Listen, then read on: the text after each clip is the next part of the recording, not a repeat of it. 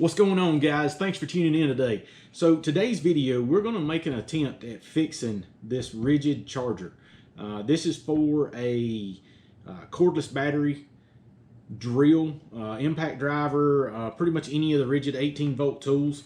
So what I done the other day is I actually took this apart and I figured out what parts that I actually needed in order to attempt a repair on this. Because as it is right now, it will not come on. I'm guessing at some point this either got a power surge, a lightning surge, or something to that extent, because it had some pieces rattling around inside of it. So I took it apart, just kind of looked it over, and then I figured out what pieces we needed to order. And I actually ended up ordering some 3.15 amp 250 volt fuses. And then I needed a varistor. This one came from Mouser Electronics. That was really the only place I could find that I could get this varistor from. I had to take the original number in here, go online, punch it in, find the spec sheet for it, and then go to Mouser and try to find a replacement for it. So that's what I did. So now what we're going to do is I'm going to pull the camera over here where you can actually see what's going on, and we'll get this apart and get everything opened up, and you'll be able to see what I saw when I opened it up. I got the camera pulled in here. We'll flip this over. Now what you'll find is some of these are going to have what they call tamper-proof screws. I'm going to take this one out. It's the only one I put back in. And I'm going to let you take a look at this. So if you'll see right here in the center, this thing has got this little pin sticking up right there in the middle. So you can't put just a standard Torx bit in there. You have to have a Torx bit with the little hole in the center so it'll actually go in there. Now I'll put a link to this kit right here. This Harusa Day or whatever it's called here. Bought this kit off of Amazon. I'll put a link to it down in the description. They've actually worked out to be pretty good drivers. So we're going to flip this over now. I'm going to start taking this apart. I'll take the bottom cover off, and we'll just gently remove the circuit board. Pull the power cable out of its holder over here. Now this is not plugged in, by the way. I got the plug right here. So we're going to take that out and lay this over to where we can actually get in here and see what we're doing. Right here at the power cable, if you'll take a quick look, you'll see this varistor right here is split open. There's a little bit of black on the board, and the heat shrink on this fuse right here is melted. When I tested this across here with a voltage meter, I had power on one side and I had nothing on the other, and I know this varistor right here is bad. So this has got to be replaced, and this fuse has got to be replaced. So the first thing we're going to do is we're going to pop that fuse out. And that's relatively simple. All we have to do is take a soldering tool, and I got a pair of tweezers here that I'm going to grab a hold of this with, and I'm going to come right underneath there, heat it up, and it comes loose. And we'll get the other side here. Same thing. Just going to heat it up and take it out. Alright, so we got our fuse out. Now, just need to get this varistor out of here. So we're going to do the same thing here.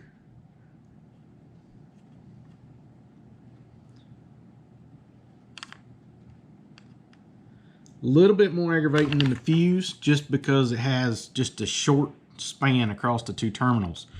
Now what I am going to show you here is this thing is done for sure. It's in two pieces, it's fried. But you can see here we've got our numbers on the front of it. TVR 10271. Now what I done is I went online, I punched those numbers in, and I was able to find the spec sheet for this and tell me what the current ratings are as far as the voltage and everything like that. And then I was able to go over, like I said, to Mouser Electronics and find one that would replace it. That being said, that's these right here. These little varistors right here that came from Mouser Electronics. And then the fuse is inside of here, inside of these holders.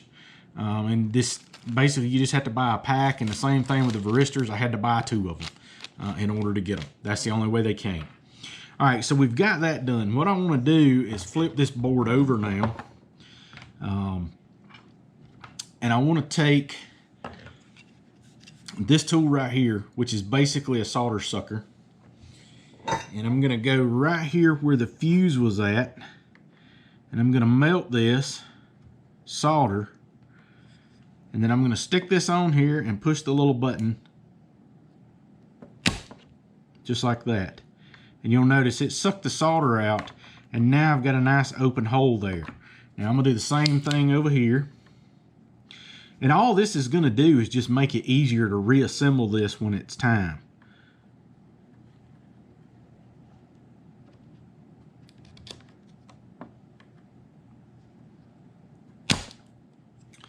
All right, there's that. Now I'm going to do the same thing right here where the varistor was at.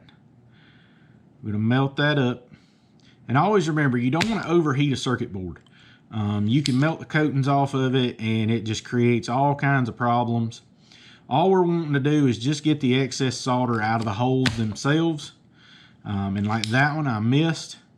So we're going to heat it back up. And there we go. Alright, so that should have us nice clean holes all the way through for our varistor to mount in and then for our fuse to mount in. And my tip's pretty dirty, so we're going to clean it off. Much better there. Got it cleaned up and ready. We'll put it back in the holder until we're ready for it. Now, first things first, we can put the varistor in, and it's not that difficult to install. Get it out of the package here, if I can get a hold of it. Now, you'll see, basically, this one's got different writing on it. It's really hard to see because it's on a black surface.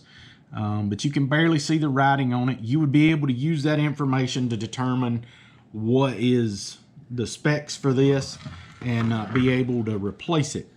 Now we can obviously see here on the board we've got a little bit of black right here. Hopefully that's not going to damage our board at all. It looks like it's more or less just kind of some charring from where that varistor popped. We're going to put this in. And this is where cleaning those holes out makes a difference, because we can push that all the way down and then turn this over, and there's our two legs sticking up. Now what we want to do is come in here and hold this up, and to do that I've got a set of forceps here that I'm just going to clip onto this one, and that's going to hold that leg up while I get my soldering tool back out. I'm going to put just a touch of solder on the tip here, just like that. And then I'm going to hold this on here and touch it from the other side until I see it flow into the board. As soon as it flows into the board, I'm going to stop. All right, so we've got one side done. Now it's going to hold itself in place because we soldered that in. And I'm just using a piece of scrap solder here that I had left over. Again, I'm just going to touch a little bit, apply the heat. And I'm just going to apply heat to this board long enough to get this solder to pull down into that hole right there. Just like that. So what that ends up doing is it gives us nice clean solder joints right here. They don't look much different than the ones that are on there, but we've got some extra terminals sticking off here, which is no big deal. We just come back and snip those off with a pair of snips, which I don't have up here on the table right now. But we'll get those snipped off here in a minute. Now I'm going to slide this over, and I want to get this fuse in here. What you'll find with these fuses a lot of times is these ends will be slightly soldered on, and you'll end up crushing the fuse internally to get the holders off. Now, since this one was blown, I'm just going to take a razor blade and go right down the side here to remove the heat shrink. And it looks like that end right there, it pulled out. Good deal. I'm going to unwrap this thing.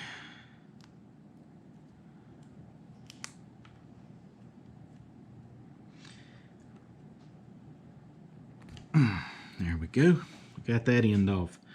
Now looking at our fuse, it looks a little dark in here, but what we can do is we'll flip the meter on.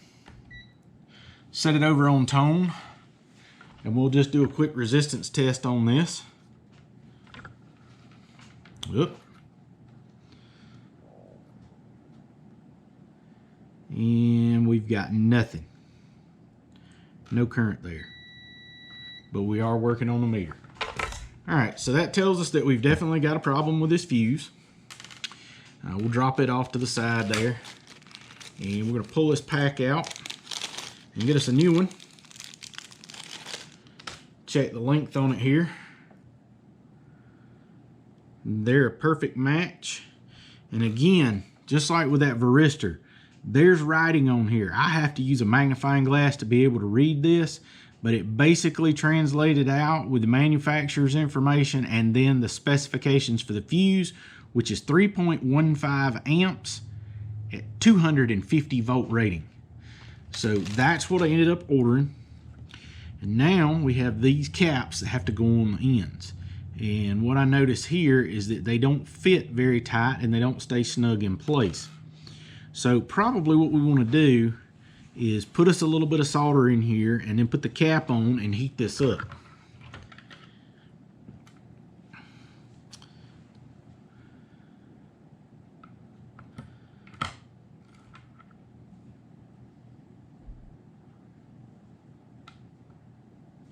That'll hold that in place. Now we're going to apply just a little bit of heat to the back of this.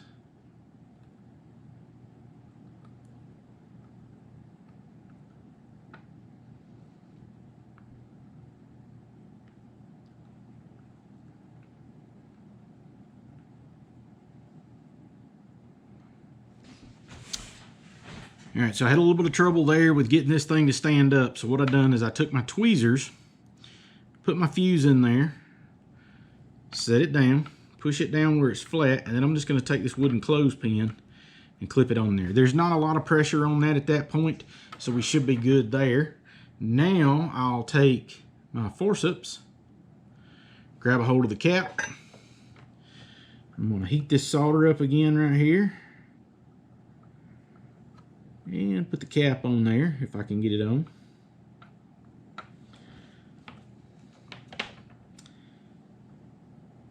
Probably got a little bit too much on there. Here we go. Clean that tip. Come back.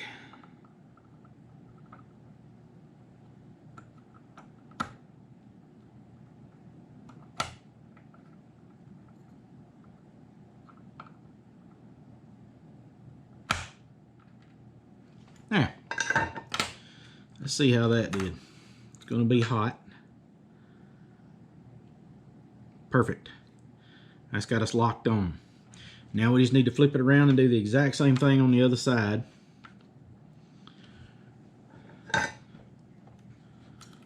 Oops.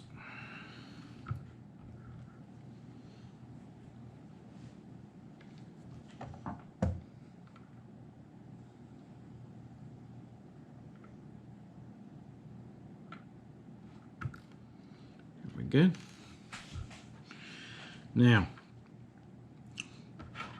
quick word of advice. When you go to put this on, make sure they're pointed in the same direction. Otherwise, they're not going to line up when you go to put it in the board. So I'm going to put that on there. And just like that.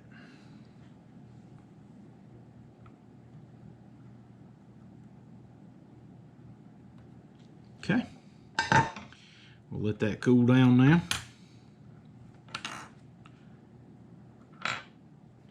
Whew. Still a little warm.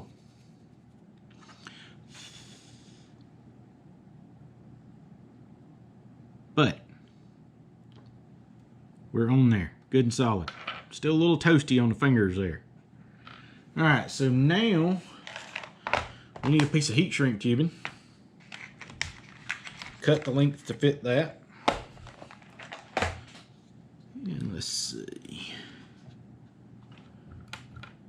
I'll cut that about right there.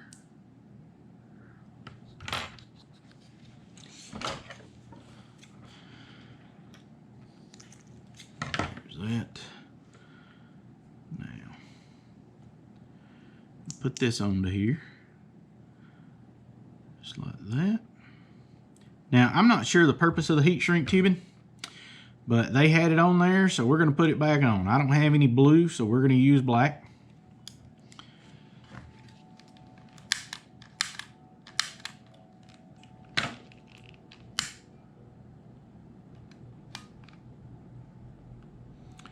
And I'm just going to apply light heat to this just to make it shrink up around there. And you'll notice I'm not holding it in one spot. Normally you'd use a small heat gun or something to that extent, but I don't have one of those, so we're just going to use this. And there we go. It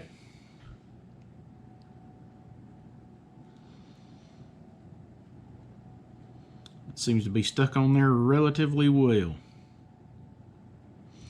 Now we're going to give that a second to cool down there. And we'll get our circuit board back in here.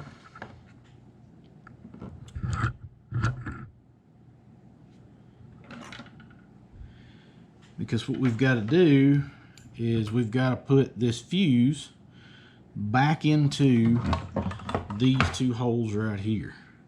Now, fuses aren't directional, at least these aren't, so there's nothing to worry about there. It looks like might be a little bit long there.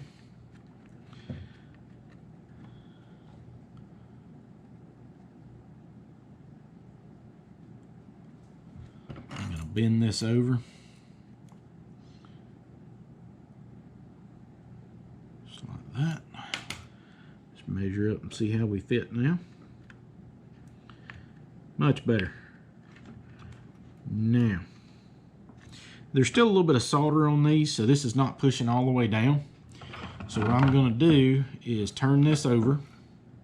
I'm going to take the soldering tool. And we'll just melt that a little bit. And it pushed right in. Now I'm going to do the exact same thing on the other side.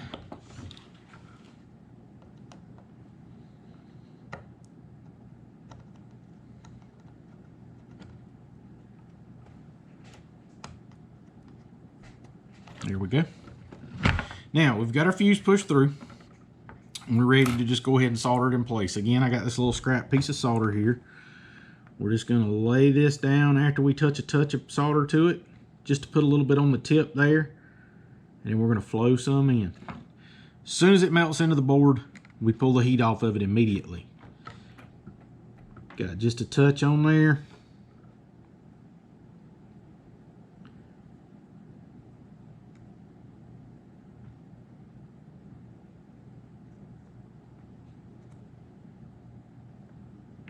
There we go. I think that one was a little bit dirty around the edge there. We got a little discoloration right there, but we still got a good solder joint there. All right, so we actually have this board reassembled. I could probably cut these off right here with these scissors. Just like that. Probably not the specific tool for the job, but it got it done. Now, we're just going to set this right back in.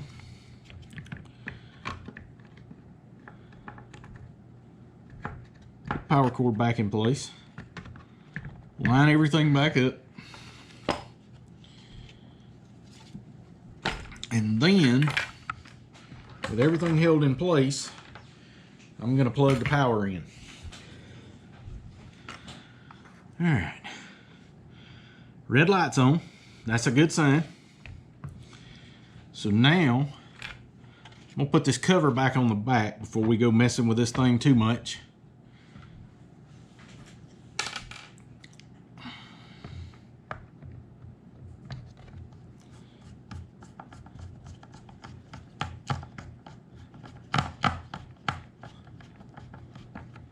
All right.